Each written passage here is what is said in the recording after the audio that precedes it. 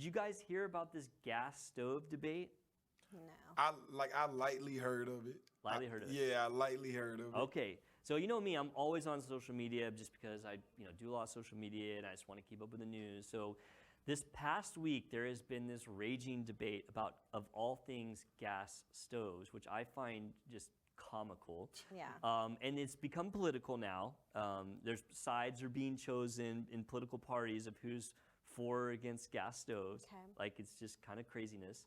And so I was like, I wonder if there's anything to this, because I myself had never heard that gas stoves are potentially harmful, and I found that odd being a doctor and being someone who tries to keep up with things like this. This was kind of a new one to me. So obviously, got to do a segment about it. Mm-hmm. So it all came about because Richard Trumka, who is one of the commissioners of the U.S. Consumer Product Safety Commission, said that the federal government may, moving forward, ban gas stoves.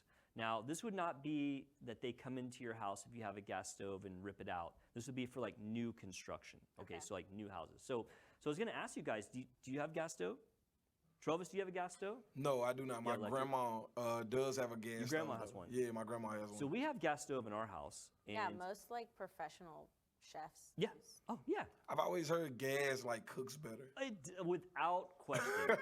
You guys know I love cooking. Or Yeah. I've said that. I love to cook. I like to cook too sometimes. Oh. I love to cook. And so I would be lost if I didn't have a gas stove. Yeah. Like, I hate cooking on electric stoves. So in the United States, about 38% of homes have gas stoves. In some states, it's as high as 70%. So they're saying that gas stoves pose a risk because of the indoor air pollution, okay? And that there may be a link from the indoor pollution of a gas stove to childhood asthma. And so Trumka actually posted a study. I think I took a picture of it, Travis. There's a brand new study in the International Journal of Environmental Research and Public Health. And the basis of this study said that gas stoves account for around 12% of all cases of childhood asthma. Now, you know how I am. If I see a study, I'm going to read it, because a lot of these studies are not necessarily what I would consider quality or good studies. Mm-hmm. And I do have some serious concerns with the studies. I mean, the way the study worked is it looked at old papers first, and then it looked at states that had high levels of gas stoves and compared how high the childhood asthma was, and then tried to make the association that in states that had a lot of gas stoves, the children were more likely to have childhood asthma. And so there's a saying that we have in medicine or statistics or whatever that correlation does not equal causation, which means just because two things might happen together does not mean that A causes B. And so I feel like that's the case with this. This is not a good study. A good study would be, I have 1,000 homes that have a gas stove that have a new baby, and I have 1,000 homes that don't have a gas home that has a new baby, and then you calculated what percentage of those babies in each group got childhood asthma. Then you could say, okay, that's a good study. It's looking specifically at the two factors that we want to look at and what's the outcome. So this study was not like that at all. And so the study is kind of weak in that. But also there's a lot of studies that came out before it that say that gas stoves either don't cause problems or they're inconclusive. So I have a little bit of question about this study. Because I guess the thing is like, should you be concerned about this? Well, I'm not going to tell you to be concerned or not be concerned. I'm not concerned. Like, I don't have like this big worry that my gas stove is causing my, kids to get sick. Sounds made up. Or me to get sick. And so, yeah, I don't know. I mean, anytime there's combustion, there are products. So the things that they're worried about are carbon monoxide and nitrogen dioxide, that those things can cause, asthma. And carbon monoxide can kill you. Like, it's a deadly gas. And so, I personally don't see the worry. I think that if you were concerned about it, like the ways that you could alleviate your concerns are, one, turn on your overhead vent, because almost everybody that has a gas stove has got a vent. I mean, I don't always use mine. I just use it like if I'm really kind of... It's getting a little heated. It's getting a little heated and like there's smoke coming up, because mostly I just don't want to set off my smoke alarms. But use your vent, and then don't have kids. But so I wanted to like take a step further, or no, don't have kids in the kitchen. Like I don't mean don't have kids. Don't have kids if you want a gas stove. Warning. But I wanted to actually do like a little in-home study. So I was gonna buy a spectrometer. They're really expensive. So I was like, well, I'll just buy specific ones. So I was like, I can buy a carbon monoxide detector. I was gonna buy a nitrogen dioxide detector, but they're in the multiple hundreds of dollars. Ew. But I bought a carbon monoxide detector, and I wanted to see, because I wasn't sure what the answer to this was gonna be, is my gas stove putting out enough carbon monoxide that I need to be worried? Now, Travis, can we run that video, but keep my mic on? Yeah, we can. Okay, let's run this video. All right, so this is my carbon monoxide detector. I'm in my Blazer right now. It started. I don't know if there's a little bit of volume. So the 0 is carbon monoxide, 63 is the temperature. So as I get close to the tailpipe, you can see that number starting to rise pretty quickly. So I get down close to it, it's 50, it's gonna go hundreds, 200s. So the numbers to know is like less than 100 is generally pretty safe. Over 200 is dangerous, over 800 is lethal. All right, so this is a campfire.